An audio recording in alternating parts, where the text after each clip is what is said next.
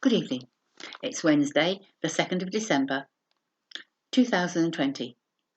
Diane Hams bringing you Book for the Day, Human Crossings, 9 stories about refugees. And yesterday,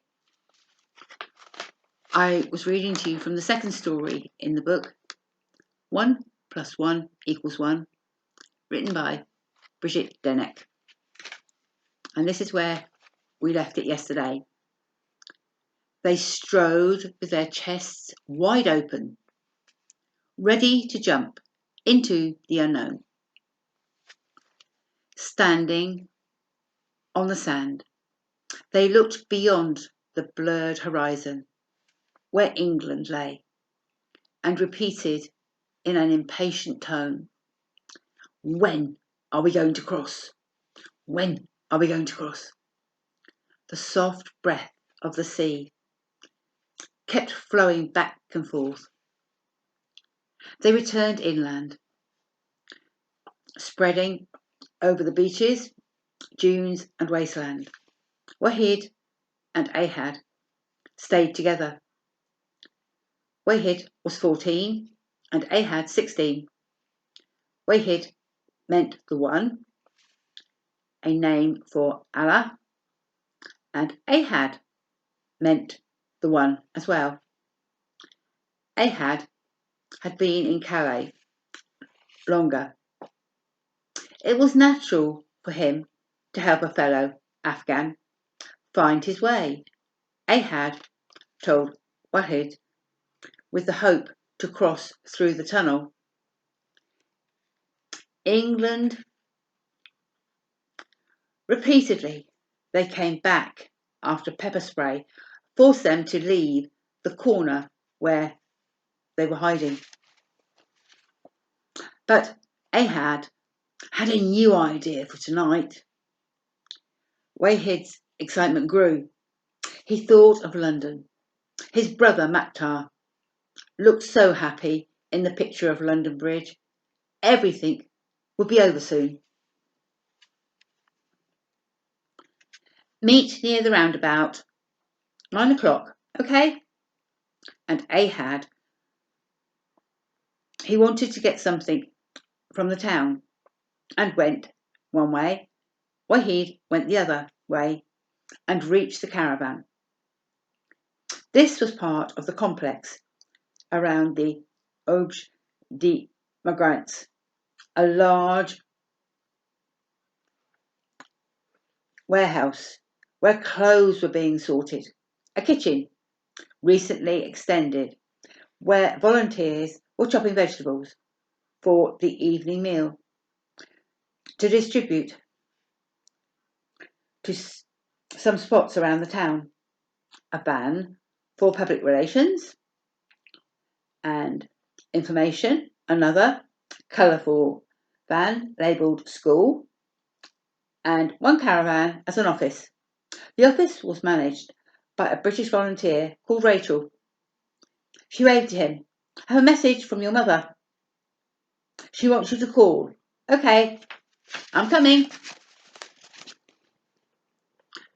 His mother's figure suddenly came to his mind, tall in the blue burqa, and what was said on the day when she ordered him in a stern voice to go and be strong. His father had been killed by the Taliban because he worked for people they did not like. As the eldest son, he could be next. Everything was arranged by his uncle. Then he started his journey. Her voice on the other end trembled. "Yes, Mum. Yes, I'm fine now. I have a nice room in the town of Calais. I have seen the legal advisor. The application is complete, so I can join Maktar." Yes, yes. The more he lied, the more assurance he found in adding details. His hands punctuated the lies with enthusiasm. "Yes, Mum. Bye." For a moment, He remained still and started shivering. Rachel invited him to sit on the electric heater. "You can stay here for a bit, and then there will be dinner. Want a cup of tea?" He felt good with Rachel. Sometimes she gave him English lessons. Maths was taught by a funny Englishman with a long red beard called Chris. Yesterday's lesson had been incredible.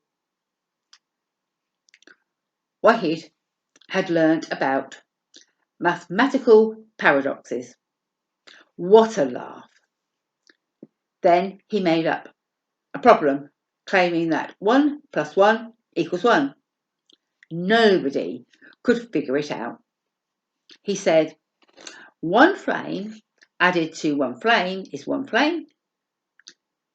One promise added to one promise is the one promise.